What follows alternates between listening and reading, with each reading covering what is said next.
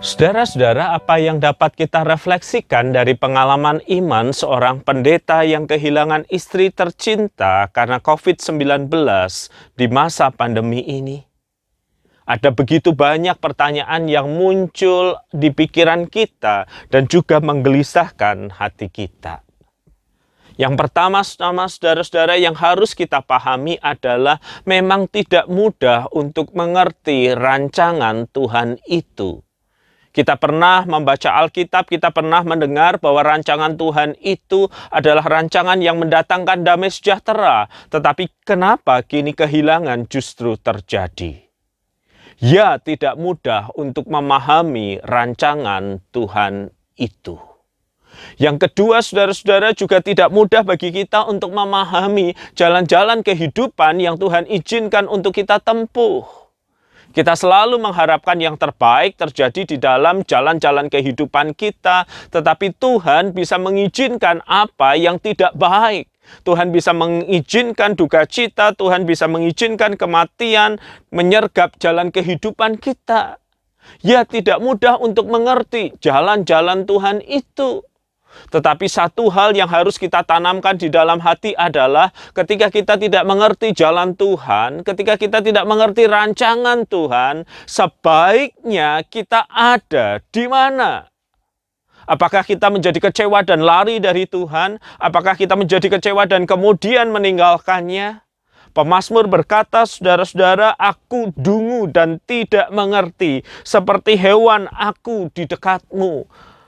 Mazmur 73 ayat 22, dan ini adalah pengalaman hidup kita, bukan? Kadangkala kita tidak mengerti apa yang terjadi, kadangkala kita tidak mengerti rancangan Tuhan, seperti hewan yang mohon maaf bodoh dan dungu.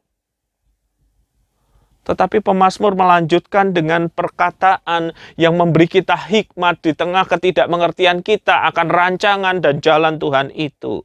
Mazmur 73 ayat 23, tetapi aku tetap di dekatmu, engkau memegang tangan kananku. Ya, di tengah ketidakmengertian kita akan rancangan Tuhan, di tengah ketidakmengertian kita akan jalan kehidupan yang Tuhan izinkan terjadi. Di tengah segala ketidakmengertian yang bisa membuat kita terlihat bodoh, biarlah kita dekat dengan Tuhan, sebab tangan Tuhan sendirilah yang akan memegang tangan kanan kita. Dan bersama dengan Tuhan kita berjalan melewati ketidakmengertian. Dan bersama dengan tangan Tuhan kita berjalan melewati ketidakpastian. Sampai suatu titik di dalam kehidupan itu, setelah kita melewatinya semuanya, kita bisa menengok ke belakang dan meyakini janjinya bahwa Allah turut bekerja di dalam segala sesuatu untuk mendatangkan kebaikan. Jangan pernah lari dari Tuhan di tengah kekecewaan dan ketidakmengertian kita.